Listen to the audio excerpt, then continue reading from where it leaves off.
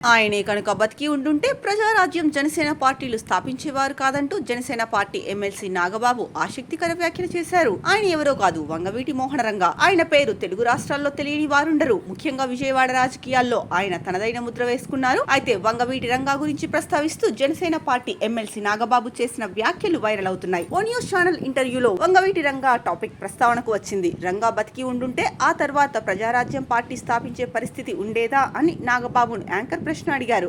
ఆ ప్రశ్నకు నాగబాబు స్పందిస్తూ, వంగవీటి రంగా ఉండుంటే అసలు ఆ అవసరం ఏముంటుంది?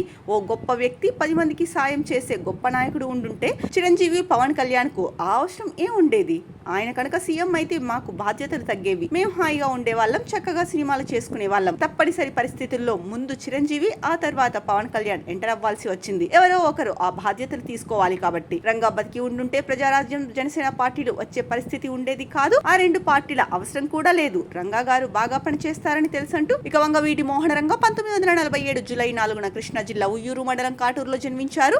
తన సోదరుడు వంగవీటి రాధాకృష్ణారావు మరణంతో మోహన రంగ రాజకీయాల్లోకి ఎంట్రీ ఇచ్చారు. ఈ క్రమంలో దేవినేని కుటుంబం ఆధిపత్య విభేదాలున్నాయి.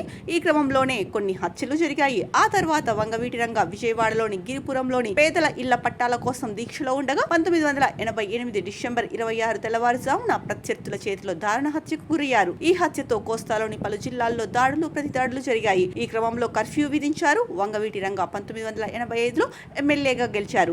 రంగా మరణంతో ఆయన కుమారుడు రాధాకృష్ణ రాజకీయాల్లోకి వచ్చారు. ఇక వంగవీటి రాధాకృష్ణ కాంగ్రెస్ పార్టీ తరఫున 2004 అసెంబ్లీ ఎన్నికల్లో విజయవాడ తూర్పు నియోజకవర్గం నుంచి పోటీ చేసి విజయం సాధించారు. రాధా 2008లో ప్రజారాజ్యం పార్టీలో చేరి 2009 ఎన్నికల్లో విజయవాడ తూర్పు నియోజకవర్గం నుంచి పోటీ చేసి ఓడిపోయారు. ఇక రాధా 2014 ఎన్నికల్లో వైఎస్ఆర్సీపీలో చేరి విజయవాడ తూర్పు నియోజకవర్గం నుంచి పోటీ చేసి ఓడిపోయారు. 2019 ఎన్నికలకు ముందు టీడీపీలో చేరారు. ఆ పార్టీ అభ్యర్థుల తరఫున ప్రచారం చేశారు. అప్పటి నుండి టీడీపీలోనే ఉన్నారు. ఇక 2024 ఎన్నికల్లో కూడా కూటమి పార్టీల తరఫున ప్రచారం చేశారు.